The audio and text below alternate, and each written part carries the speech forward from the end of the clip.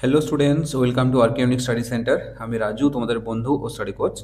আজকে তোমাদের পরিবেশের যে 14 নম্বর স্কুলটা রয়েছে, সাঁতরাগাছি কেদারনাথ ইনস্টিটিউশন, এই স্কুলের সব প্রশ্নের উত্তরগুলো নিয়ে আলোচনা করব।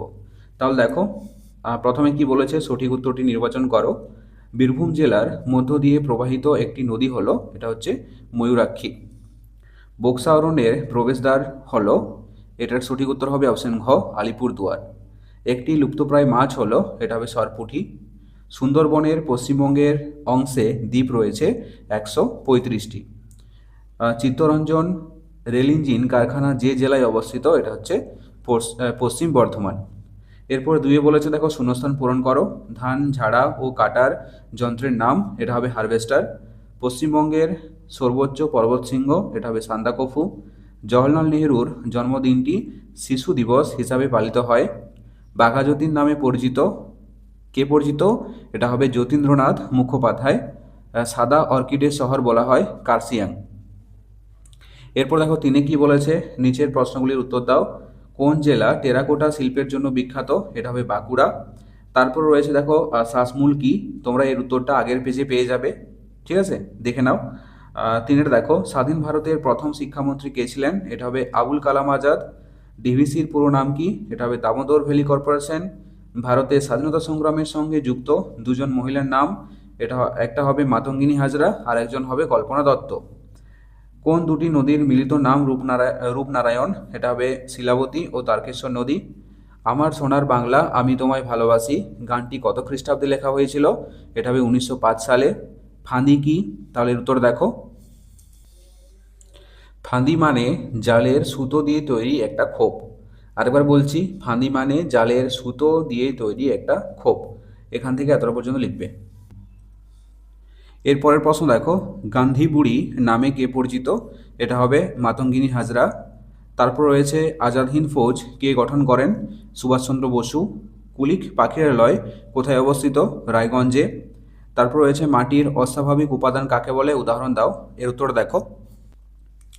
দেখো, মাটির অস্বাভাবিক উপাদান কি, পলিথিনের কুচি, অ্যালুমিনিয়ামের কুচি, পেনের রিফিলের টুকরো, পেন্সিলের শীষ, এগুলো হচ্ছে মাটির অস্বাভাবিক উপাদান।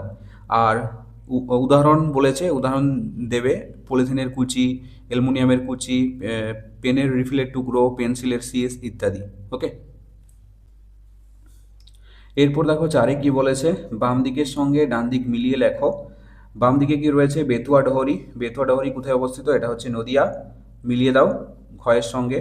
মেঘনাথ সাহা, এটা হবে একজন বিজ্ঞানী, উমো, মিলিয়ে দাও। তারপর হচ্ছে শ্রী চৈতন্যদেবের জন্মস্থান, এটা হচ্ছে নবদ্বীপ, নদিয়ার নবদ্বীপ। বিশ্বভারতী বিশ্ববিদ্যালয় কোথায় রয়েছে, এটা হচ্ছে বোলপুরে, শান্তিনিকেতন। মাটির পুতুল কোথায় বিখ্যাত, এটা হবে কৃষ্ণনগরে। এরপর দেখো পাঁচের দাগেটে কি বলেছে, নিচের প্রশ্নগুলির উত্তর দাও। গঙ্গা নদীর গতিপথ বর্ণনা করো। এর উত্তরটা তোমরা আগের স্কুলের অর্থাৎ 13 নম্বর স্কুলে পেয়ে যাবে, উত্তরটা একটু দেখে নাও। তারপর রয়েছে ভারতের সবুজ বিপ্লব বলতে কি বোঝো, এর উত্তরটাও পেয়ে যাবে 13 নম্বর পেজে। তারপর রয়েছে দেখো, অরণ্য সপ্তাহ পালন করা হয় কেন, এর উত্তরটা আমি এখানে লিখে দিয়েছি, দেখো। পরিবেশ সংরক্ষণ ও বনের গুরুত্ব সম্পর্কে সচেতনতা বৃদ্ধির জন্য।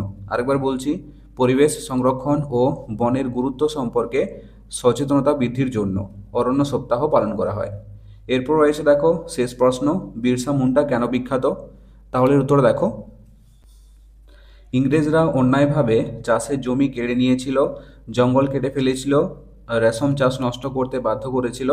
এর বিরুদ্ধে দাঁড়িয়েছিল অনেক সাধারণ মানুষ।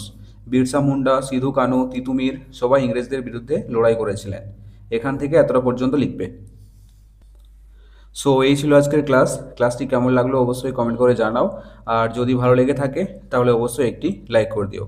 আর ছোট্ট বন্ধুরা, তোমরা যদি আমার চ্যানেলে নতুন হয়ে থাকো তাহলে অবশ্যই সাবস্ক্রাইব করে পাশে থাকা বেল আইকনটিতে প্রেস করে রাখো। চলো, দেখা হচ্ছে নেক্সট কোনো ক্লাসে, ততক্ষণ পর্যন্ত বাই বাই, টেক কেয়ার।